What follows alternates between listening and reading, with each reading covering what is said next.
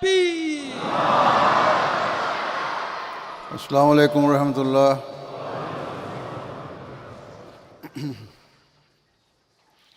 أشهد أن لا إله إلا الله وحده لا شريك له وأشهد أن محمدا عبده ورسوله أما بعد فأعوذ بالله من الشيطان الرجيم بسم الله الرحمن الرحيم الحمد لله رب العالمين الحمد لله رب العالمين الرحمن الرحيم مالك يوم الدين إياك نعبد وإياك نستعين اهدنا الصراط المستقيم صراط الذين أنعمت عليهم غير المغضوب عليهم ولا الضالين.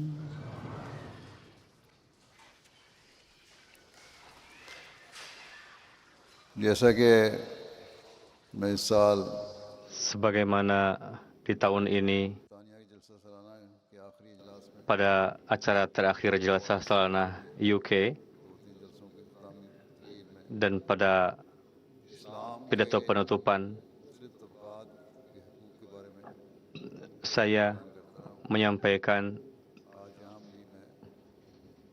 berkenaan dengan pemenuhan hak di dalam Islam dan berkenaan dengan hak-hak dalam berbagai kalangan masyarakat berdasarkan Al-Quran, hadis dan sabda Hadrat Masih Maud alaihissalam. Inilah hak-hak yang merupakan prinsip yang indah dan memberikan jaminan akan kedamaian masyarakat. Dari itu diketahui betapa indahnya ajaran Islam yang memberikan hak pada setiap berbagai level kalangan masyarakat. Hutang dan berkenaan dengan jual beli, Allah Ta'ala memberikan hukum yang jelas supaya hak setiap level kalangan dapat terpenuhi. Allah Ta'ala berfirman, أعوذ بالله من الشيطان الرجيم يا أيها الذين آمنوا إذا تداينتم بدين إلى أجل مسمى فاكتبوا وليكتب بينكم كاتب بالعدل ولا يأب كاتب أن يكتب كما علمه الله فليكتب وليملل الذي عليه الحق وليتق الله ربه ولا يبخس منه شيئا وإن كان الذي عليه الحق سفيها أو ضعيفا ولا يستطيع أن يمل هو فليملل وليه بالعدل واستشهدوا شهيدين من رجالكم فإن لم يكونا رجلين فرجل وامرأتان ممن ترضون من الشهداء أن تضل إحداهما وتذكر إحداهما الأخرى ولا يأبى الشهداء إذا ما دعوا ولا تسأموا أن تكتبوه صغيرا وكبيرا إلى أجله ذلكم مقسط عند الله وأقوم لشهادته وأدنى ألا ترتابوا إلا أن تكون تجارة وأدنى ألا ترتابوا إلا أن تكون تجارة حاضرة تديرونها بينكم فليس عليكم جناح ألا تكتبوها وأشهدوا إذا تبايعتم ولا يضار كاتب ولا شهيد وإن تفعلوا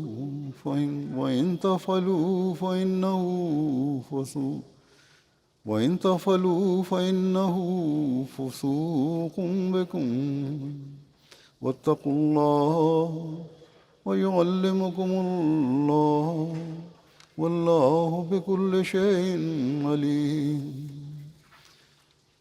ये एक आयत है बड़ी तफसीली आयत. Ayat ini sangat rinci sekali, terjemahannya sebagai berikut.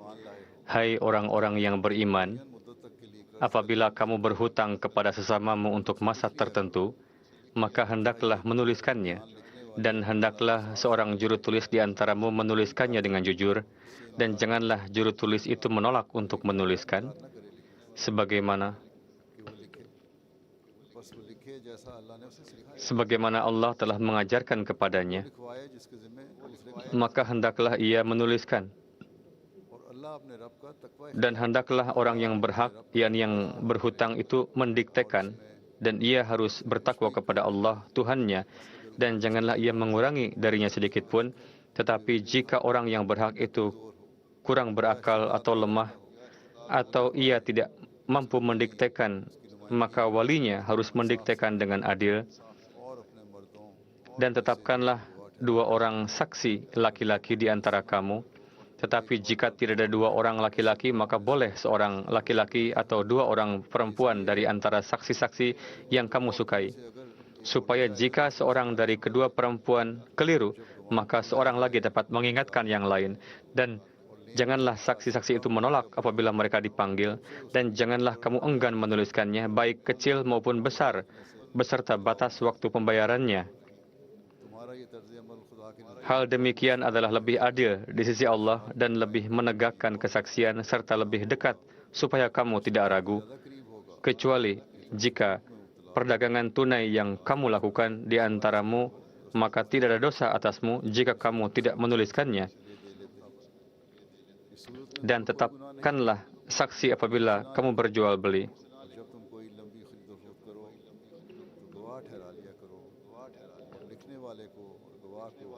Tetapi juru tulis maupun saksi janganlah disusahkan. Dan jika kamu melakukannya, maka sungguh itu suatu kedurhakaan pada dirimu. Dan takutlah kepada Allah, maka Allah akan mengajarimu. Dan Allah Maha mengetahui segala sesuatu. Ini merupakan hukum yang rinci dan sangat terang, yang darinya tidak hanya jual beli menjadi dimudahkan, bahkan akan menciptakan kedamaian di dalam lingkungan masyarakat. Banyak sekali urusan yang tidak memperhatikan hal seperti itu, atau si saksi ditakut-takuti, atau juru tulisnya tidak disertakan, terciptalah percekcokan, perkelahian. Jadi orang-orang yang maju pada zaman ini, mereka terfikir untuk melakukan hal yang seperti ini, padahal Islam sudah sejak 14 abad yang lalu memerintahkan hal ini, supaya dalam urusan perdagangan maupun jual beli, bisnis,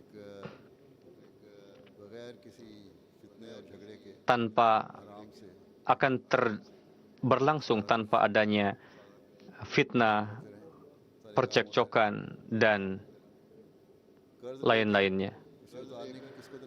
Setelah berhutang, sejauh mana seseorang harus memikirkannya? Berkenaan dengan hal itu, di dalam riwayat, terdapat sabda Hadrat Rasulullah SAW, yakni riwayat dalam hal ini, Hadrat Abu Hurairah radhiyallahu anhu meriwayatkan dari Rasulullah SAW bahwa beliau Sallallahu Alaihi Wasallam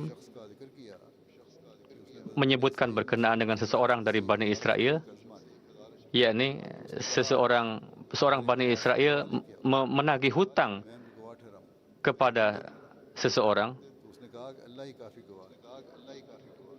Dikatakan Allah lah yang lalu dibintakan untuk meminta jaminan. Dikatakan bahwa penjaminnya adalah Allah Ta'ala. Kamu telah mengatakan benar. Lalu diberikanlah senampan dan orang yang berhutang, dia melakukan perjalanan laut dan melakukan tugasnya. Setelah itu dia mengendarai kapal, lalu dia kembali dari perjalanannya dan supaya dia dapat membayar hutangnya. Namun ia tidak mendapati. Lalu akhirnya dia mengambil kayu dan meletakkan surat dengan atas nama temannya, lalu dan mengatakan, ya Tuhan, Engkau mengetahui bahwa saya telah mengambil 1000 dari kawan saya, dan dia ridho setelah mendengar nama Engkau, dan setelah dia meminta saksi, saya katakan Allah lah cukup sebagai saksinya. Lalu dia merasa setuju dengan itu. Namun saya tidak dapat. Lalu saya serahkan harta ini kepada Engkau, ya Tuhan. Lalu ia melepaskan kayu itu di laut, menyerahkannya kepada Tuhan untuk membayarkannya, karena tidak ada sarana lain. Akhirnya ia bertawakal, dengan akhirnya ia kembali ke rumahnya dan dia tetap mencari kapal supaya dapat kembali ke negerinya. Orang yang telah memberikan hutang itu, dia melihat ke arah luar, apakah ada kapal laut yang datang dengan membawa pesan titipan hutangnya dari dianya. Lalu dia melihat ada kayu, dan dia menganggapnya sebagai kayu bakar. Ketika dibuka, dia melihat harta di dalamnya dan surat. Lalu tidak lama kemudian orang itu datang, yang berhutang tadi datang. Ternyata itu dia membawa 1000 dinar bersamanya dan mengatakan, saya telah mencari-cari kapal untuk bisa kembali pulang, namun saya tidak menemukan kapal. Akhirnya lalu yang memberikan hutang mengatakan, apakah kamu mengirimkan harta untuk saya? Ya, saya jelaskan. Akhirnya Allah Ta'ala telah menyampaikan harta yang engkau kirimkan melalui kayu. Jadi kejujuran ini diperlihatkan oleh kedua belah pihak. Dan bagaimana khawatirnya orang yang berhutang tadi untuk mengembalikan hutangnya kepada yang memberikan hutang. Dan begitu pula kejujuran orang yang memberikan hutang, yakni ketika Allah telah memberikan sarana untuk pelunasan, dia tidak berusaha untuk meminta lagi dengan berpura-pura belum dapat uangnya. Jadi inilah standar yang harus dimiliki oleh kita, dan inilah standar yang dapat memenuhi kesempurnaan iman kita dan hak baiat kita. Jadi setiap kita hendaknya memikirkan, mengevaluasi diri, terutama yang berjual beli. Lalu hak untuk memberikan kemudahan kepada orang yang berhutang, Islam tegakkan sebagaimana diriwayatkan bahwa Rasulullah SAW pernah bersabda, orang yang memberikan tenggang waktu kepada orang yang berhutang atau melepaskan hutangnya, maka Allah Ta'ala akan memberikan tempat di bawah arasy di hari akhir nanti. Seorang mukmin yang khawatir begitu besar jaminan bagi orang tersebut, ini merupakan hal yang dapat menegakkan keindahan di masyarakat. Namun banyak sekali urusan yang menimbulkan percekcokan ketika menipu atau diingkari atau berusaha untuk mengelabui dan sebagainya. Jadi di dalam lingkungan kita, hendaknya tidak ada hal-hal yang kotor seperti itu, sebaliknya harus suci. Diriwayatkan oleh Hadrat Aisyah bahwa Nabi Karim SAW seringkali meminta perlindungan dari hutang. Saya berkata, wahai Rasulullah SAW, Tuhan sering sekali meminta perlindungan kepada orang yang dari hutang. Rasulullah tidak mungkin akan mengatakan sesuatu yang dusta. Beliau memberikan pelajaran kepada umatnya supaya setelah berhutang janganlah memberikan janji yang berdusta, dan sucikanlah niat. Banyak sekali orang yang meskipun mampu untuk melunasi hutang, namun dia lalai dan terus berdusta supaya terhindar dari melunasi hutangnya. Jadi orang yang berhutang, yang memiliki hutang, hendaknya dia sadar bahwa dia harus mengembalikan hutangnya. Berkenaan dengan terhindar dari hutang, Hadrat Masih Maud Islam pun bersabda, jadi hendaknya ada ketawakalan, dan jika berdoa, Allah Ta'ala pun akan memberikan taufik untuk dapat melunasi hutangnya. Hadrat Masih Maud Islam bersabda,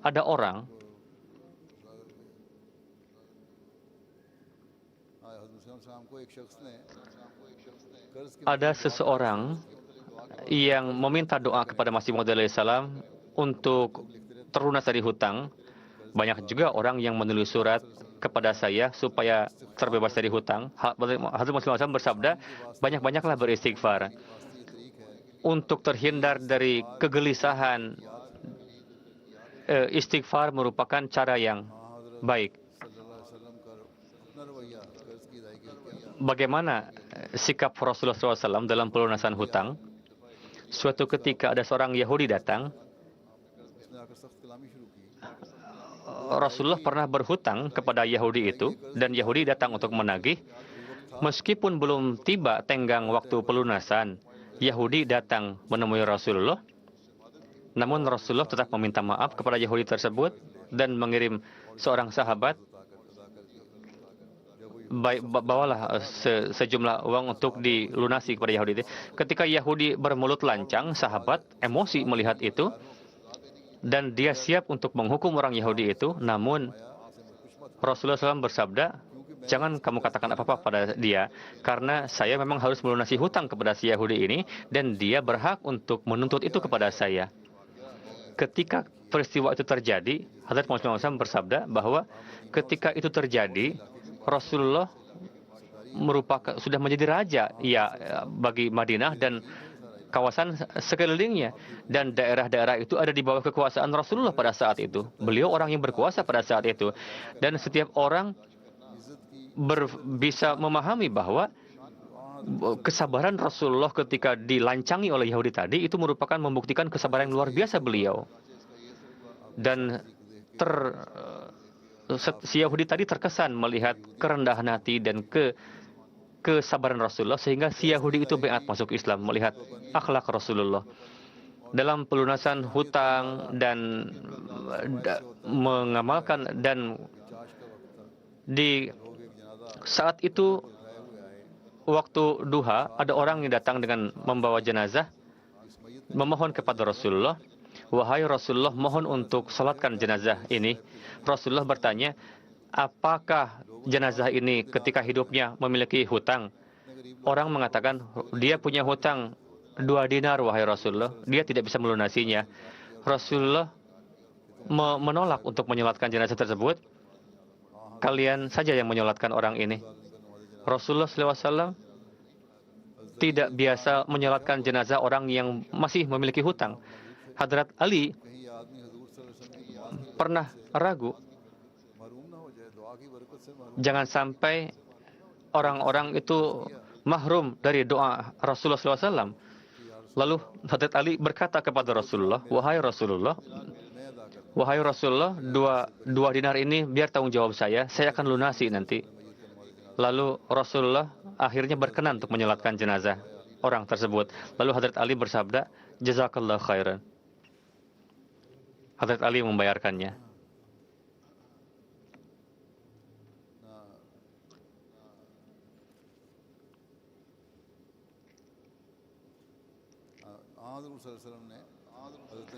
Hadrat Rasulullah SAW bersabda kepada Hadrat Ali, Hadrat Rasulullah yang bersabda, jazakallah, kepada Hadrat Ali, semoga Allah Ta'ala memberikan rahmat kepada engkau sebagaimana engkau telah membebaskan orang ini dari hutang. Orang yang membebaskan mayat ini dari hutang, maka Allah Ta'ala akan membebaskannya dari hutang di akhirat nanti. Jadi inilah keutamaan, inilah standar yang merupakan ciri-ciri seorang mukmin, yakni tidak dia memiliki rasa simpati di dalam menagih orang lain hutang, dan merupakan tanggung jawab orang yang berhutang juga supaya dia selalu memikirkan bertanggung jawab untuk bagaimana melunasi hutangnya dan dapat melunasi hutang tepat pada waktunya, jangan beralasan ke sana kemari dengan berdusta dan ini. Dan berkenaan dengan pelunasan orang yang berhutang,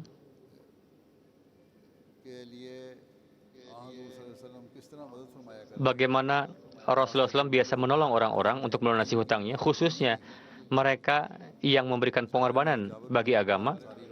Hadrat Jabir bin Abdullah Ansari meriwayatkan bahwa ayahnya syahid pada perang Uhud dan ia meninggalkan 6 anak wanita, lalu meninggalkan hutang juga untuk anak-anaknya. Ketika tiba untuk panen kebunnya, dikatakan bahwa saya hadir ke hadapan Rasulullah dan berkata, wahai Rasulullah, Anda mengetahui bahwa ayah saya syahid pada perang Uhud dan beliau meninggalkan hutang pasca kewafatannya. Saya ingin supaya huzur datang dan menemui orang yang menagih hutang supaya dia memberikan keringanan kepada kami. Rasulullah pergi. Kalau begitu, oke. Lalu kurma kamu yang sudah matang, pisah-pisahkanlah. Lalu saya pulang dan melakukan seperti yang Rasulullah perintahkan. Lalu pergi untuk mengundang Rasulullah. Ketika si penagih hutang datang melihat Rasulullah, bahwa Rasulullah datang, dia malah menuntut lebih keras lagi untuk melunasi. Ketika Rasulullah melihat ulah si penagih tadi seperti itu, maka Rasulullah berkeliling di tumpukan kurma yang paling banyak dan berkata, panggil orang yang menagih hutang itu. Lalu Rasulullah menimbang kurma-kurma itu hingga Allah Ta'ala melunasi hutang ayah saya dengan kurma tersebut. Demi Tuhan, saya awalnya, namun tumpukan kurma yang ada di sana semuanya melimpah keberkatan berkat doa Rasulullah, dan akhirnya kurma tadi cukup untuk melunasi hutang ayah saya. Itulah kasih sayang Rasulullah terhadap orang-orang yang pernah berkorban di jalan Allah Ta'ala. Dan Rasulullah mendoakan mereka dan hutangnya pun lunas. Rasulullah tidak lantas meminta tenggang waktu lagi kepada si penagih, tidak. Melainkan Rasulullah membuat mereka terbebas dari hutang. Lalu hak-hak umat manusia yang ditegakkan oleh Islam. Dalam menjelaskan hak-hak umat manusia berkenaan dengan hak ibadah, hak orang tua, kerabat, dan lingkungan masyarakat, Rasulullah menasihatkan untuk itu. وَإِذْ أَخَذْنَا مِيثَاقَ بَنِي إِسْرَائِيلَ لَا تَعْبُدُونَ إِلَّا اللَّهَ وَبِالْوَالِدَيْنِ إِحْسَانًا وَذِي الْقُرْبَى وَالْيَتَامَى وَالْمَسَاكِينِ وَقُولُوا لِلنَّاسِ حُسْنًا وَأَقِيمُوا الصَّلَاةَ وَآتُوا الزَّكَاةَ ثُمَّ تَوَلَّيْتُمْ إِلَّا قَلِيلٌ مِنْكُمْ وَأَنْتُمْ مُعْرِضُونَ. और जब हमने बनी इसराइल का मिसाक, dan ketika kami mengambil perjanjian dari Bani Israel, yakni supaya tidak menyembah selain Allah Ta'ala dan memperlakukan orang tua dengan baik, kepada kerabat, kepada yatim, kepada orang miskin, dan ucapkanlah hal yang baik pada orang-orang, dan tegakkanlah salat, bayarlah zakat. Meskipun demikian, selain beberapa gelintir kalian berpaling dan kalian merupakan orang yang berpaling, dikatakan kepada umat Islam supaya kalian menaati hal itu. Di sini segala macam hak-hak dijelaskan. Keindahannya adalah tidak hanya kepada kerabat atau terbatas, tidak, melainkan kepada segala macam jenis orang dipenuhi haknya. Inilah ajaran yang indah yang memberikan jaminan kedamaian kepada dunia. Dan ajaran nabi-nabi terdahulu telah dilupakan oleh para pengikutnya, namun diperintahkan kepada umat Islam untuk jangan melupakannya. Ingatlah selalu. Dan kita yang telah beriman kepada imam zaman di zaman ini, yang datang untuk menegakkan Islam yang kedua kalinya di dunia ini, dan beliau telah mengambil janji dari kita untuk menaati ajaran ini. Ini merupakan perintah bagi kita semua.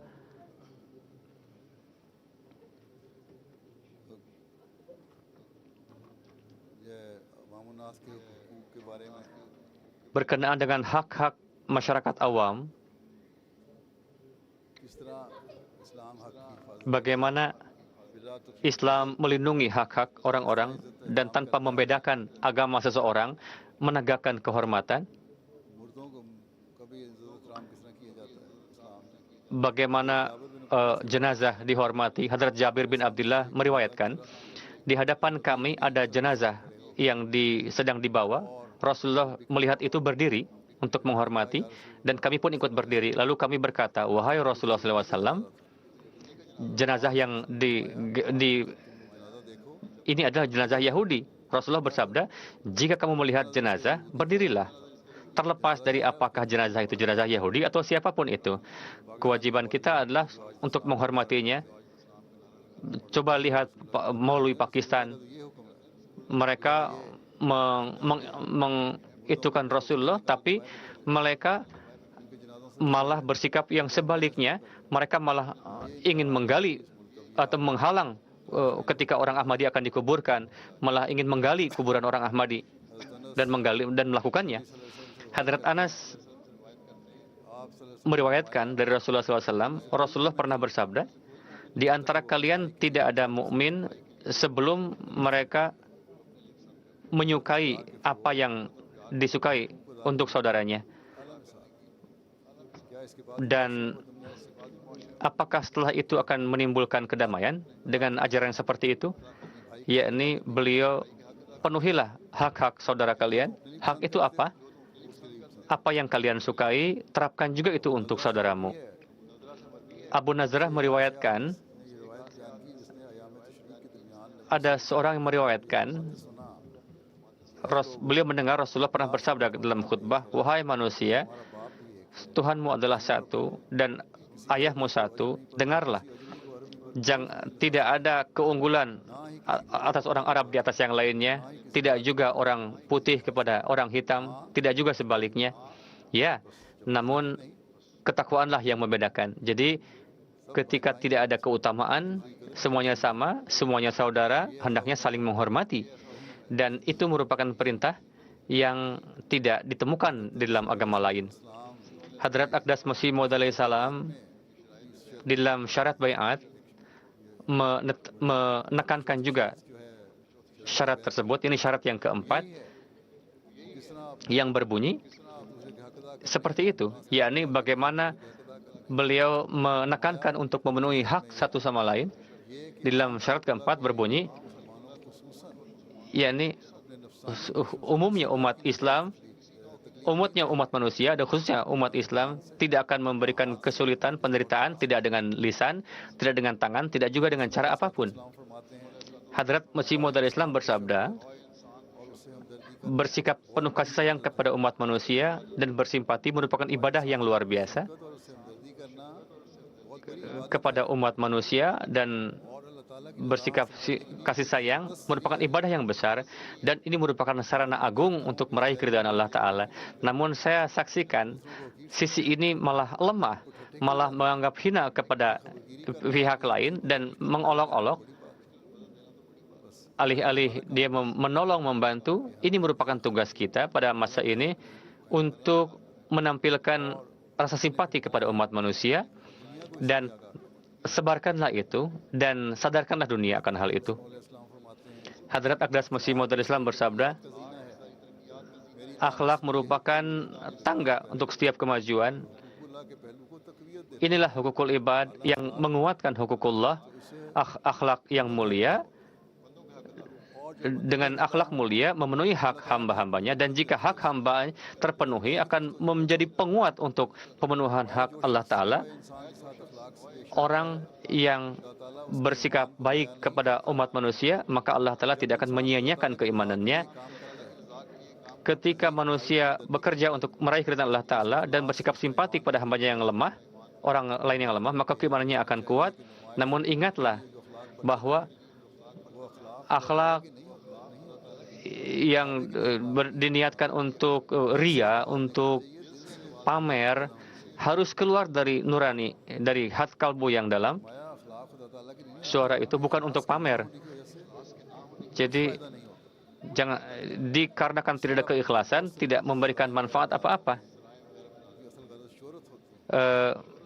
Karena ada orang-orang yang bertujuan untuk ingin mengharapkan popularitas.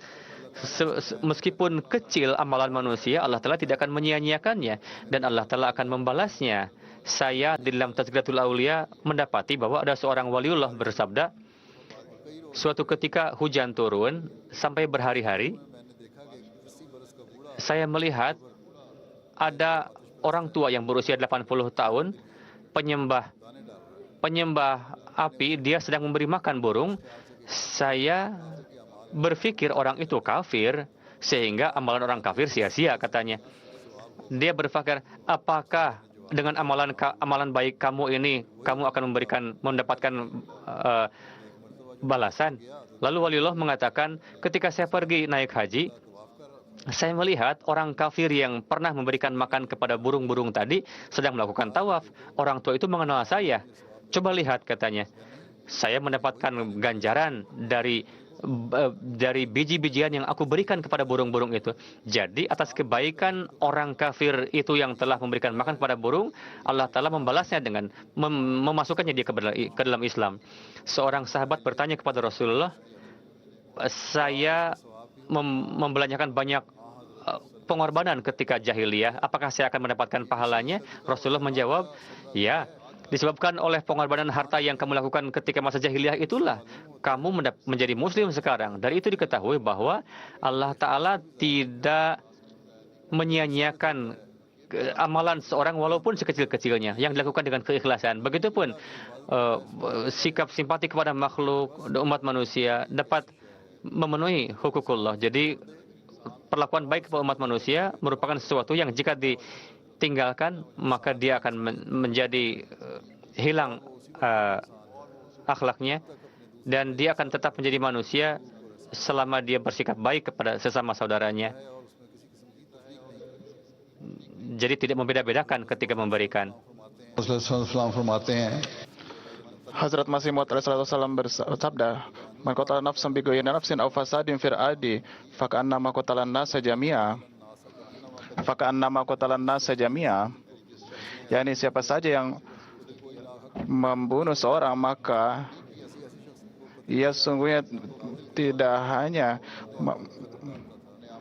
membunuh seorang dan membuat kekacauan, tetapi ia juga bahkan membunuh seluruh manusia. Dan inilah di sisi Allah Subhanahu wa Ta'ala, bahwa seolah ia telah membunuh seluruh umat manusia. Oleh karena itu, betapa Allah Subhanahu wa Ta'ala menetapkan pembunuhan itu adalah suatu kejahatan yang suatu dosa yang sangat besar. Oleh karena kita lihat para mullah yang sekarang mereka mendorong orang untuk membunuh dan mencuri hak orang lain, betapa besarnya dosa yang akan mereka dapatkan. Seandainya saja mereka dapat berpikir menggunakan akal mereka, tetapi sesungguhnya mereka ini sudah dekat dengan jerat Allah Subhanahu wa Ta'ala. Hazrat Masih Maud alaihissalam bersabda, ada dua tingkatan, yaitu tazin ala amrillah dan safkat ila amrillah. Pertama adalah mengetahui perintah Allah Subhanahu wa Ta'ala dan mengadakan dan menetapkan keagungan Allah Subhanahu wa Ta'ala di dalam dirinya terhadap perintah Allah Subhanahu wa Ta'ala tersebut. Maka dari itu,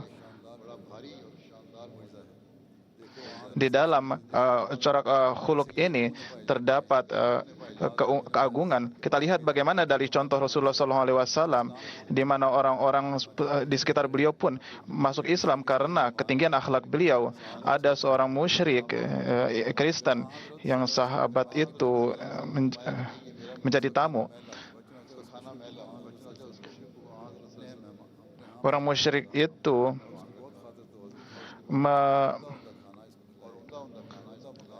ada tamu, kemudian memberikan makanan kepadanya, kepada tamu itu. Kemudian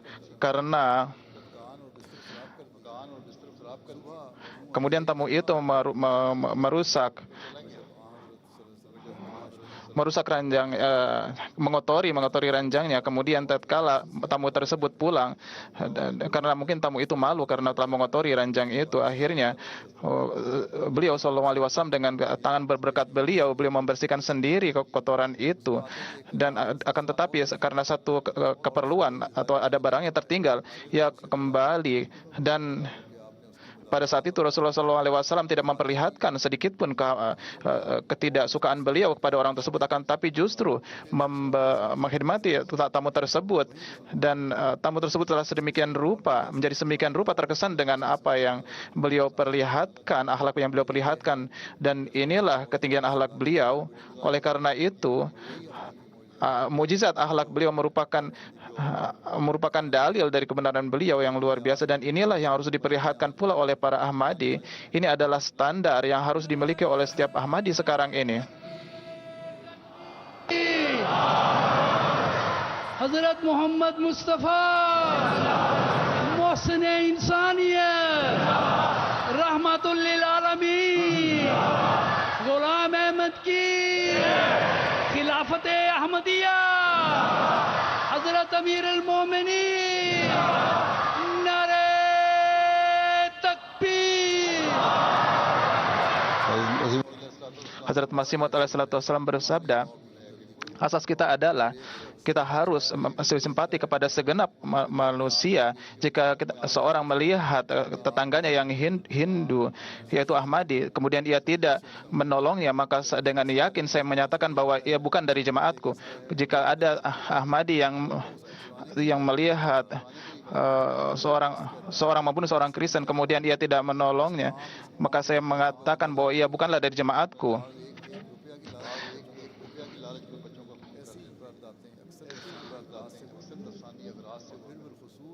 Hal ini oleh karena itu secara khusus, siapa saja orang-orang yang ingin datang kepadaku untuk merubah dirinya, janganlah mereka merusak akhlak-akhlak mereka. Sungguhnya saya tidak membenci bangsa manapun. Saya bertujuan untuk mengislah manusia, untuk memperbaiki ajaran-ajarannya, anggapan-anggapannya.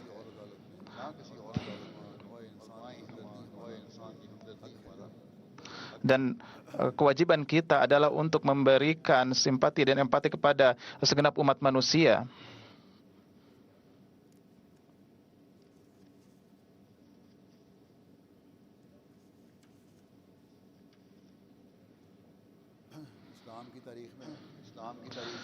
Di dalam sejarah Islam, berkenaan dengan pemenuhan hak-hak manusia, ada beberapa sabda-sabda dari Khalifah beliau Rasulullah SAW, Hazrat Umar, berkenaan dengan untuk kebaikan manusia. Beliau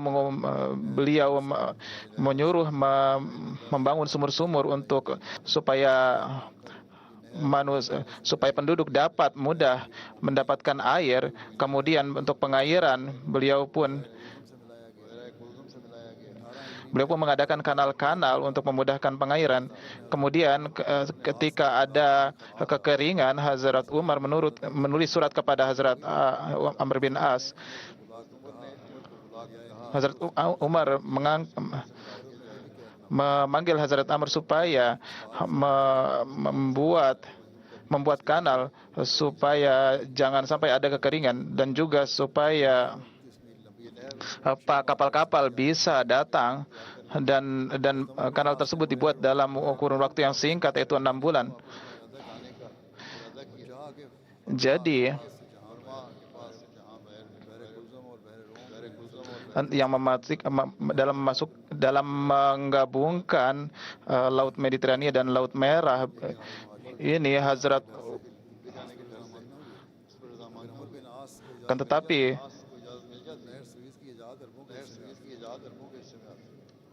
jika Hazrat Umar untuk memudahkan masyarakat penduduk beliau memberikan sarana-sarana untuk memudahkan para penduduk dan ini kemudahan-kemudahan inilah yang pertama kalinya yang mengamalkannya, umat Islam yang pertama kali mengamalkannya. Dan jika orang-orang Islam kemudian Hazrat Umar pun membangun jalan-jalan yang kemudian pos-pos, kemudian pasar dan dari Makkah dan Madinah beliau membangun jalan, membangun pos-pos di setiap perjalanan, membangun kantor-kantor, kemudian berkenaan dengan hak-hak umat manusia. Beliau pun menetapkan bahwa pemerintah dapat sehingga batasan tertentu ikut campur dalam menetapkan harga di pasar hingga batas tertentu. Berkenaan dengan ini secara rinci Hazrat Muslim Maud radhiyallahu anhu menuturkan Islam melarang supaya harga itu terlalu diturunkan karena dengan ini maka pedagang yang kaya mereka akan mendapatkan banyak manfaat dan pedagang yang modalnya kecil mereka akan sangat menderita. Oleh karena itu ada peristiwa ketika anggur itu ditinggikan harganya sehingga penduduk pun tidak dapat memberinya. Oleh karena itu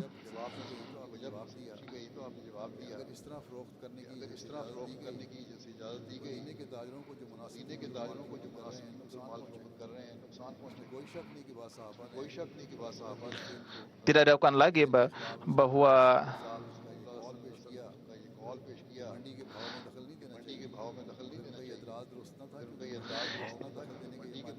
ini adalah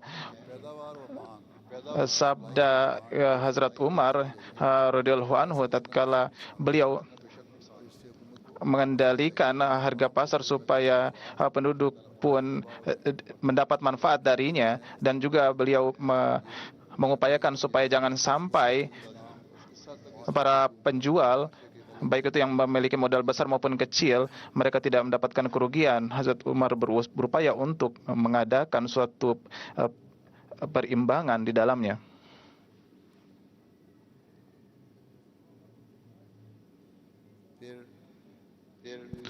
Kemudian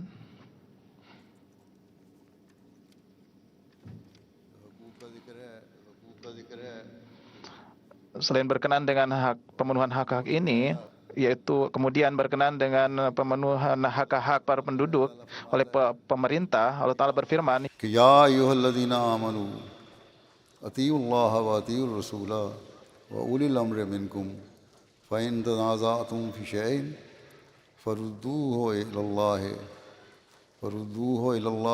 war rasul in kuntum tu'minuna billahi wal yawmil akhir zalika khairun wa ahsanu ta'wila. वो लोगों जो ईमान लाए हो. Wahai orang-orang yang beriman, takwalah kepada Allah dan kepada Rasul, dan jika kamu ada perselisihan dengan pemerintah, maka kembalikanlah kepada Allah dan Rasul-Nya. Jika kamu benar-benar beriman kepada Allah dan hari akhir, dan ini adalah terbaik dan untuk kesudahan ini adalah jalan yang terbaik.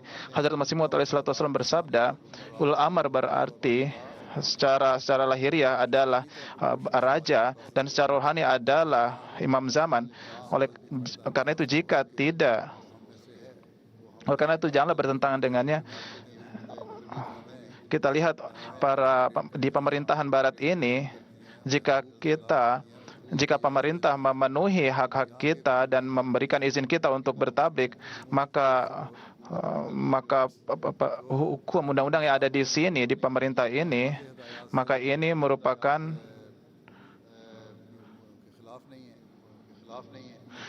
sejalan dengan apa yang diajarkan oleh Rasulullah SAW, dan inilah pedoman-pedoman, dan oleh karena itu harus patuh dengan undang-undang seperti ini. Jangan melakukan suatu tindakan yang bertentangan dengan hukum yang adil seperti itu. Kemudian berkenaan dengan kepatuhan kepada penguasa, Islam pun memberikan ajaran. Tetapi perlu digarisbawahi, janganlah menjauh dari ajaran mendasar Islam. Kemudian ada orang yang masuk.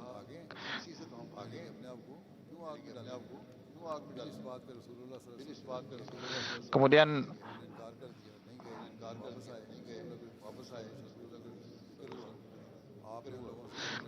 peristiwa ini disampaikan kepada Rasulullah SAW. Kemudian orang yang masuk kepada itu, Rasulullah SAW bersabda, orang yang masuk ke dalam itu maka mereka akan dimintakan tanggung jawabnya di hari kiamat. Dan orang yang tidak patuh kepada Allah Subhanahu wa taala maka pasti akan dihukum. Oleh karena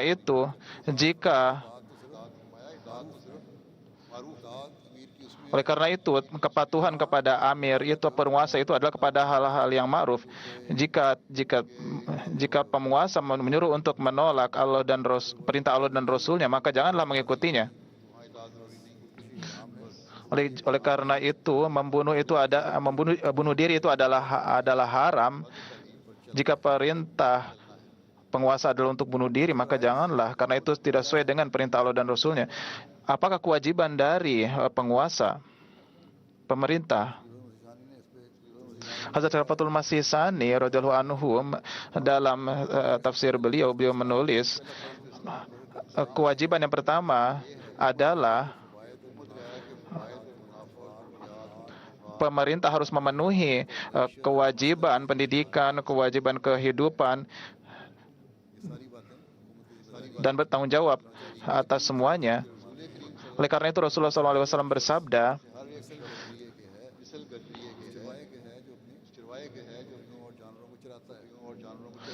kalian itu adalah seperti halnya penggembala, yaitu bertanggung jawab atas semua gembalaannya.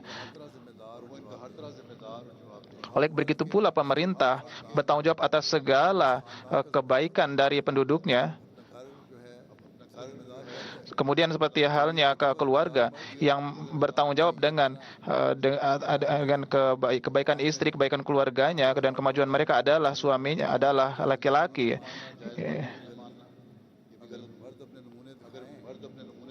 Jika laki-laki memperlihatkan contohnya, maka kedamaian dan ketentraman di dalam rumah tangga itu akan terwujud.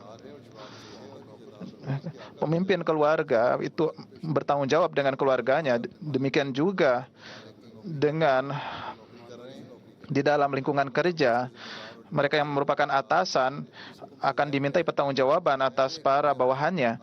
Oleh karena itu,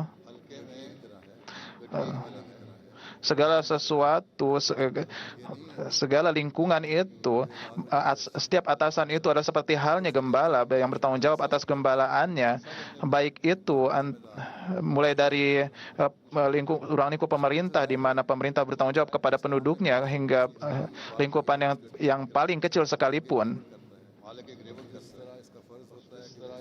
Oleh karena itu, oleh karena itu jangan seperti halnya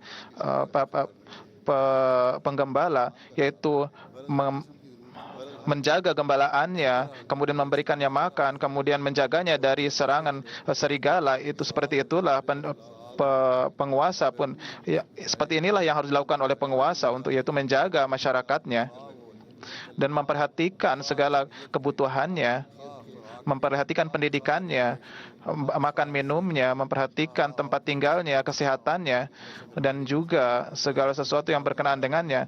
Oleh karena itu, jika pemerintah Islam yang ada di sini, yang ada sekarang ini, maka demonstrasi perang-perang yang ada sekarang ini di negara-negara tersebut, seandainya mereka mengamalkan apa yang diajarkan Islam ini adalah ajaran-ajaran yang umum. Adapun secara rinci adalah pemerintah mengupayakan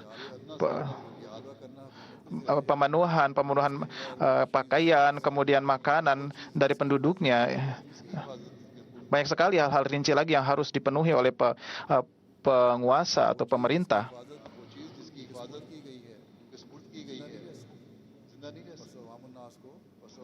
Oleh karena itu, para penduduk pun hendaknya mereka membantu pemerintah mereka.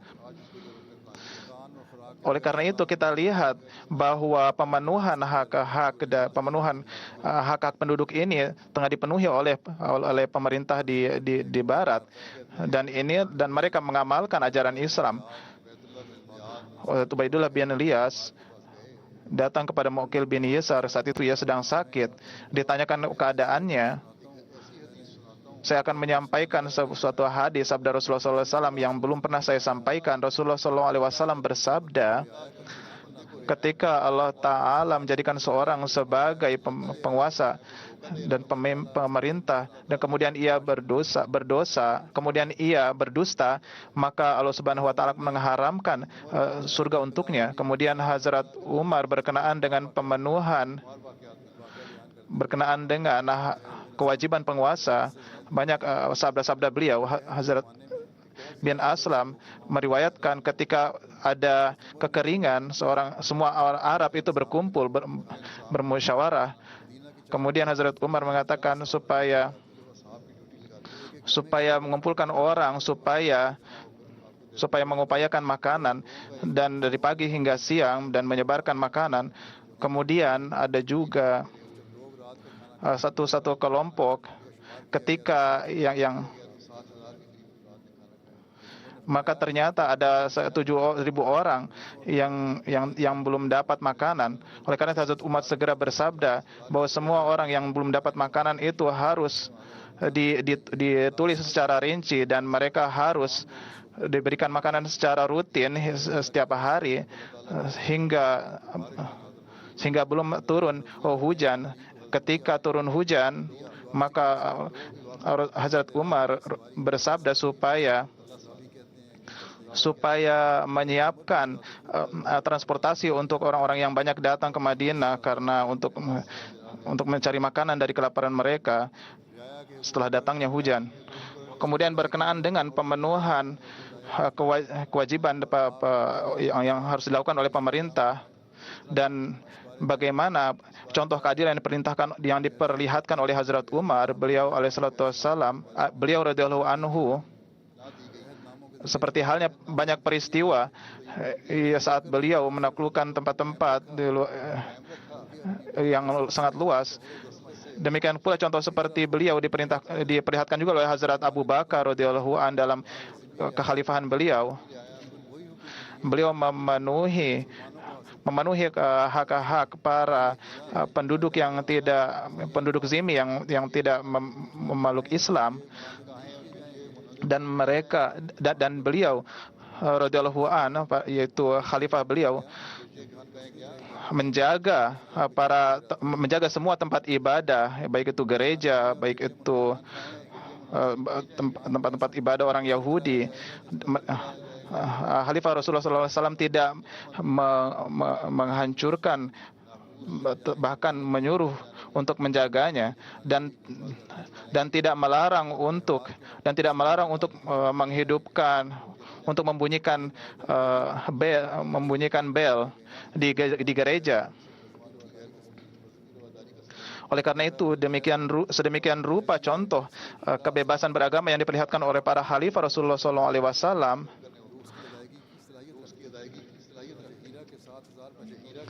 Kemudian ada 7.000.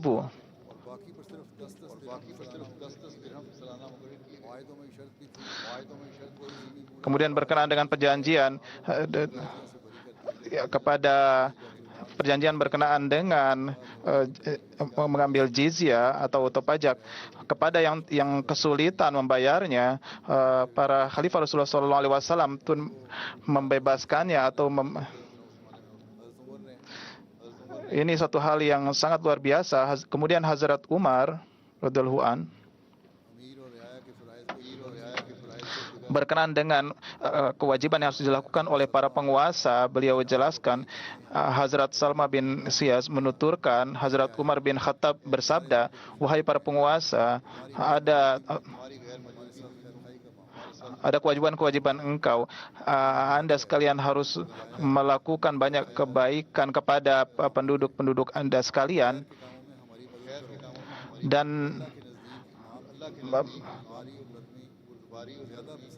dan di sisi Allah Subhanahu wa taala, pemimpin yang berlaku kasih sayang adalah sangat disukai oleh Allah Subhanahu wa taala, dan pemimpin yang tidak berlaku lemah lembut, maka sungguhnya mereka adalah orang yang jahiliyah. Oleh karena itu, hendaknya pemimpin berlaku lemah lembut kepada penduduknya. Jadi inilah ditekankan oleh Islam kepada para pemimpin, para pemerintah untuk berlaku baik dan lemah lembut kepada penduduknya. Kemudian berkenaan dengan Hazrat Umayyah, ada seorang bernama Abu Jais yang diangkat. Ia disuruh ke sana kemari untuk melihat apakah ada yang membutuhkan, siapa yang anak yang baru lahir, supaya diberikan bantuan secara kepada mereka. Seandainya orang Muslim saat ini bisa memenuhi tanggung jawab mereka seperti ini, kewajiban-kewajiban mereka ini, karena jika mereka melakukannya, maka ajaran Islam yang sangat indah ini dapat diketahui oleh banyak orang di seluruh dunia ini. Semoga Allah Subhanahu wa taala memberikan akal kepada orang-orang Islam. Allah Ta'ala berkenan dengan ajaran Islam ini. Semoga kita bisa memahami, kita dapat mengamalkan apa yang menjadi tanggung jawab kita di berbagai tempat. Saya menjelaskan kewajiban yang harus dilakukan oleh orang Muslim, dan dalam beberapa tahun terakhir ini saya telah menyampaikan banyak sekali kewajiban-kewajiban yang harus dilakukan, yang mana jika kewajiban ini dilaksanakan, ini akan memberikan jaminan pada perdamaian dunia.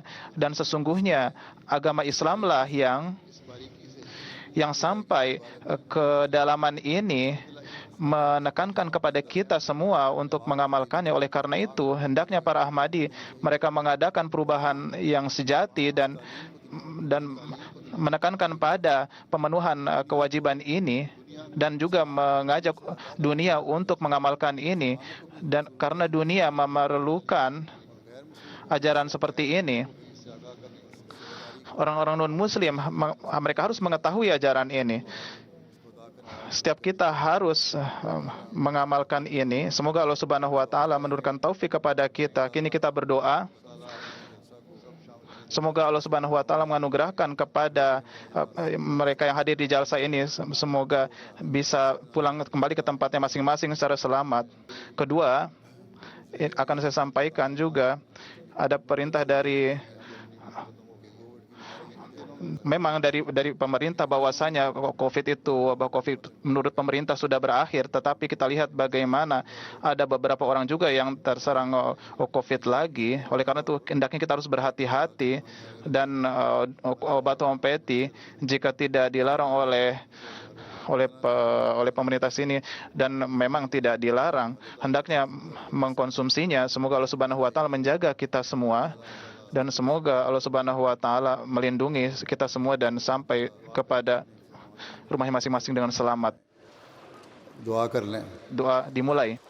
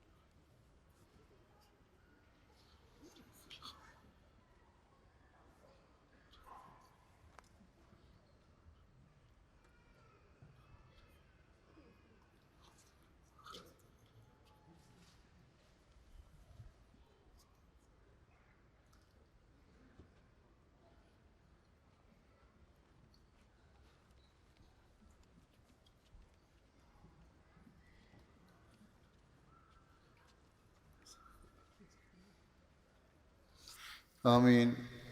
नारे तकबीर, नारे तकबीर। इस्लाम अहमदिया, हजरत मोहम्मद मुस्तफ़ा, हजरत खातमुल अंबिया। अस्सलाम वालेकुम रहमतुल्लाह। हाज़री के बारे में भी रिपोर्ट दे दूँ। Kehadiran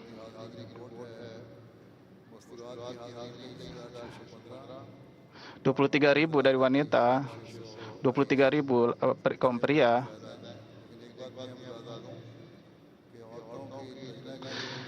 Kehadiran wanita ini yang saya lihat, kedisiplinan di jalsaga wanita lebih baik, dan mereka memperlihatkan kesabaran mereka secara luar biasa. Kehadiran yang non-Ahmadi untuk tablik 900,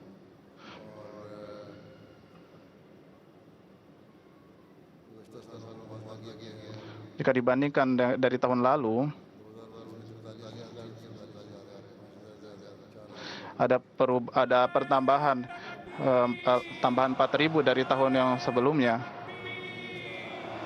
Ada 47.000 kehadiran.